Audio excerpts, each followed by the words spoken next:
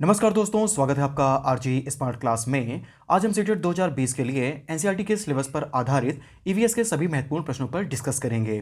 CTET exam में सभी प्रश्न एनसीईआरटी से ही पूछे जाते हैं, तो इसलिए इन प्रश्नों को आप ध्यान से पढ़िएगा। एग्जाम में आपको बिल्कुल ऐसे ही प्रश्न देखने को मिलेंगे।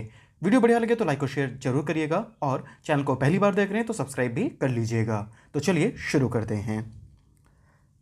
आज का पहला प्रश्न है कि निम्नलिखित में से कौन सा कारक किसी स्थान की वनस्पति का निर्धारण करता है? वर्षा, प्रकाश, मृदा या मृदा जल? सही उत्तर है ऑप्शन ए, वर्षा।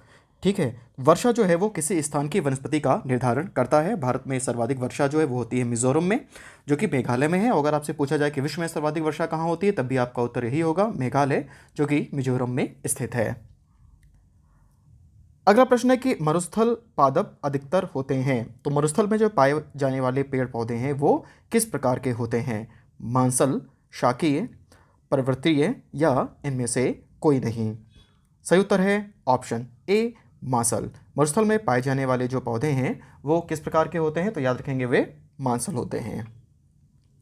अगला प्रश्न है, प्राथमिक स्तर पर मानचित्रांकन सिखाने से शिक्षार्थियों में निम्नलिखित में से किस कौशल को बढ़ावा मिलता है?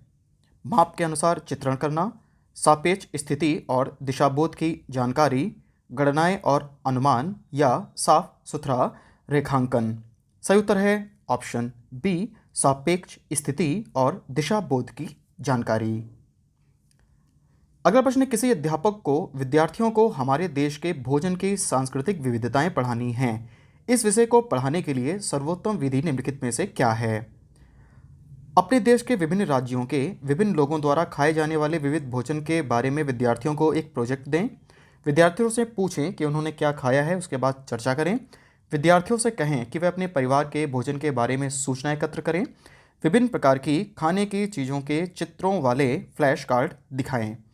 सही उत्तर है ऑप्शन ए, अपने देश के विभिन्न राज्यों के विभिन्न लोगों द्वारा खाए जाने वाले विविध भोजन के बारे में विद्यार्थियों को एक प्रोजेक्ट दें। अगला प्रश्न है, पर्यावरण अध्ययन के शिक्षण से उन प्रक्रिया आधारित कौशलों को बढ़ावा दिया जाना चाहिए जो पूछताछ आधारित प्रत्यक्ष अनुभवों के केंद्र बिंदु हैं। निम्नलिखित में से कौन सा एक ऐसा कौशल नहीं है? पूर्वानुमान, निर्धारण, निष्कर्ष या अवलोकन? सही उत्तर है ऑप्शन बी, निर्धारण।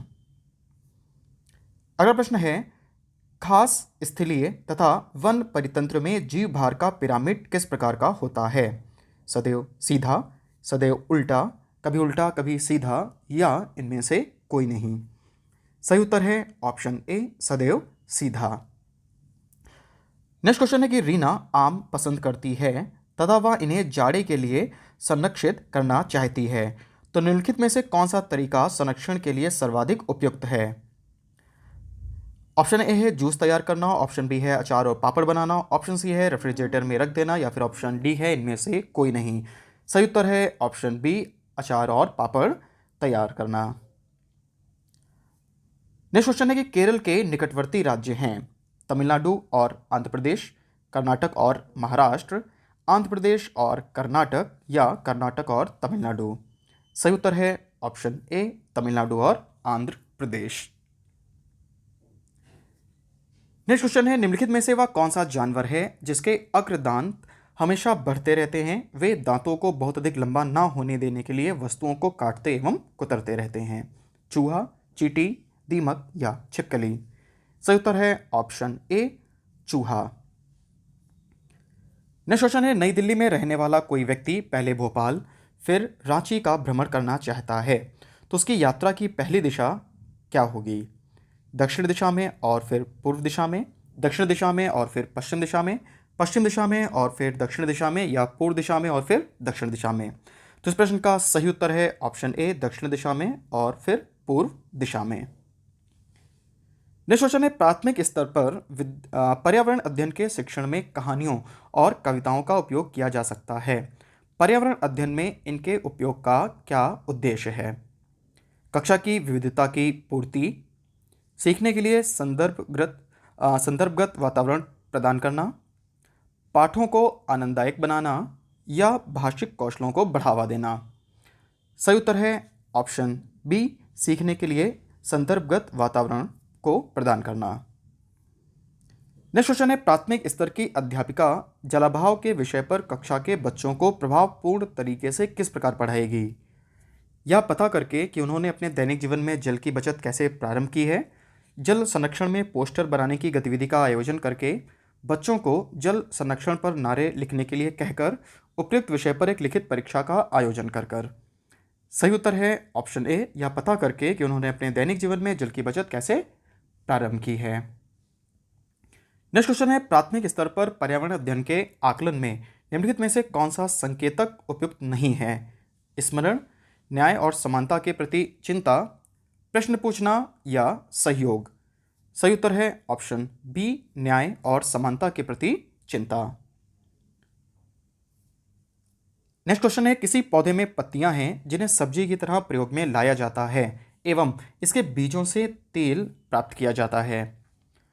सरसों, पालक, नारियल या बंद गोभी। सही उत्तर है ऑप्शन ए, सरसों। अगला प्रश्न है कि ईवीएस संक्षेपण किस अर्थ में प्रयुक्त होता है? Environment studies, environmental sources, environmental science या फिर एनवायरमेंटल स्किल्स। सही उत्तर है ऑप्शन ए, एनवायरमेंटल स्टडीज। आज का अगला प्रश्न है, भारत के मानचित्र में दिल्ली की स्थिति के सापेक्ष हिमाचल प्रदेश की राजधानी शिमला और मध्य प्रदेश की राजधानी भोपाल किस दिशा में स्थित है? उत्तर पूर्व एवं उत्तर दिशा में, दक्षिण पूर्व एवं उत्तर पश्चिम में, उत्तर एवं दक्षिण में या दक्षिण पश्चिम एवं दक्षिण पूर्व में। सही उत्तर है ऑप्शन ए, उत्तर पूर्व एवं उत्तर पश्चिम में। नेक्स्ट क्वेश्चन है, रेगिस्तानी ओक जिसकी जड़ें उस गहराई तक जमीन में भीतर जाती हैं जब तक कि पानी तक ना पहुंच जाएं, यह पेड़ कहाँ पाया जाता है?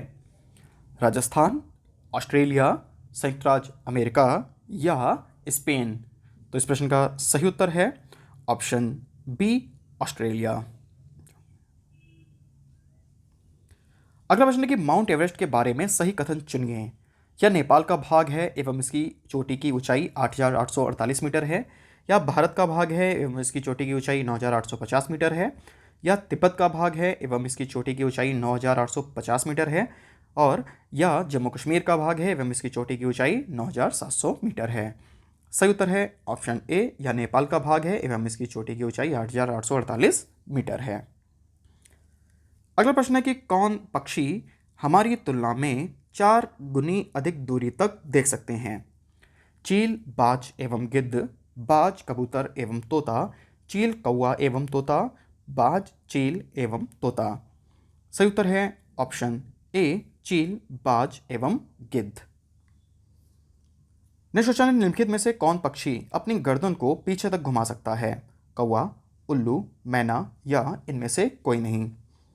सही उत्तर है ऑप्शन बी, उल्लू। नेक्स्ट क्वेश्चन है, ब्रेल लिपि में मोटे कागज पर उभरे हुए बिंदु बने होते हैं। यह लिपि कितने बिंदुओं पर आधारित होती है? 4, 6, 9 या 10। सही उत्तर है ऑप्शन बी, 6। अगला प्रश्न है, बिहार राज्य के लोगों के लिए मधुमक्खी पालन शुरू करने की सबसे अच्छी अवधि कौन सी होती है? अक्टूबर से दिसंबर के मध्य, अप्रैल से जून के मध्य, जुलाई से सितंबर के मध्य या जनवरी से मार्च के मध्य। इस प्रश्न का सही उत्तर है ऑप्शन ए, अक्टूबर से दिसंबर के मध्य। नेक्स्ट क्वेश्चन है कि पोचमपल्ली एक गांव है। यह गांव एक विशेष प्रकार के कपड़े की बुनाई के लिए प्रसिद्ध है एवं इसे भी पोचमपल्ली ही कहते हैं। यह गांव किस राज्य में स्थित है? राजस्थान, आंध्र प्रदेश, तमिलनाडु या उत्तराखंड। सही उत्तर है ऑप्शन बी, आंध्र प्रदेश। अगला प्रश्न है, कोई अध्यापक पर्यावरण अध्ययन की कक्षा में गरीबी, निरक्षरता और वर्ग असमानता जैसे सामाजिक मुद्दों पर बल देना चाहता है, तो निम्नलिखित में से कौन सा अधिगम अनुभव इस उद्देश्य की प्राप्ति में अधिक प्रभावी होगा? शिक्षार्थियों को संबंधित जानकारी एकत्र करने और उनका विश्लेषण करने के लिए सामूहिक परियोजनाओं लेने के लिए कहना। ऑप्शन बी है संबंधित मुद्दों पर विशेष व्याख्यानों का आयोजन करना। ऑप्शन सी है कि शिक्षार्थियों को संबंधित मुद्दों पर लिखने को कहना, और ऑप्शन डी है इनमें से कोई नहीं। सही उत्तर है ऑप्शन ए, शिक्षार्थियों को संबंधित जानकारी एकत्र करने और उनका विश्लेषण करने के लिए सामूहिक परियोजना लेने के लिए कहना। अगला प्रश्न है कि प्राथमिक स्तर पर पर्यावरण अध्ययन में रचनात्मक आकलन को शामिल नहीं किया जाता है। ठीक है, तो ऑप्शन है पहला शिक्षार्थियों की ग्रेडिंग और रैंकिंग, ऑप्शन बी है शिक्षार्थियों के अधिगम रिक्तियों की पहचान, ऑप्शन सी है शिक्षण में कमियों की पहचान और ऑप्शन डी है शिक्षार्थियों के सीखने को बढ़ाने के तरीके। सही उत्तर है ऑप्शन ए शिक्षार्थियों की ग्रेडिंग और रैंकिंग। अगला प्रश्न है कि भारत में वायु प्रदूषण नियंत्रण अधिनियम कब लागू किया गया?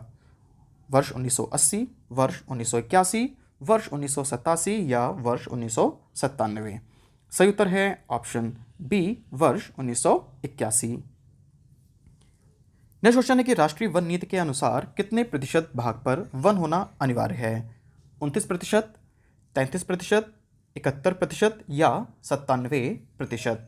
सही उत्तर है ऑप्शन बी 33%। नेक्स्ट क्वेश्चन है कि मैंग्रोव वनस्पति भारत में कहाँ पाई जाती है? हिमालय, सुंदरवन, पश्चिमी घाट या आंध्र प्रदेश? इस प्रश्न का सही उत्तर है ऑप्शन बी सुंदरवन। मैंग्रोव वनस्पति भारत में सुंदरवन में पाई जाती है। नेक्स्ट क्वेश्चन है कि मैंग्रोव वनस्पति का मुख्य घटक क्या है? राइजोफोरा, कार्बन, ऑक्सीजन या हीलियम? तो सही उत्तर है option A Rhizophora. Next question है कि विश्व के समस्त पारिस्थितिक तंत्रों को मिलाकर क्या कहते हैं? जैवमंडल, पारिस्थितिकी, क्षोभमंडल या महासागर? सही उत्तर है ऑप्शन ए जैवमंडल। तो फ्रेंड्स, अगर आपको ये वीडियो पसंद आया हो तो आप हमारे चैनल को सब्सक्राइब करना ना भूलें, वीडियो को लाइक करें ताकि हम इस तरह के और वीडियोस बनाते रहें, और आप इस वीडियो को फेसबुक एवं व्हाट्सएप पर भी शेयर कर सकते हैं। आपको वीडियो कैसा लगा कमेंट में जरूर बताएं। तो आज के लिए इतना ही। देखते रहिए आरजे स्मार्ट क्लास। धन्यवाद।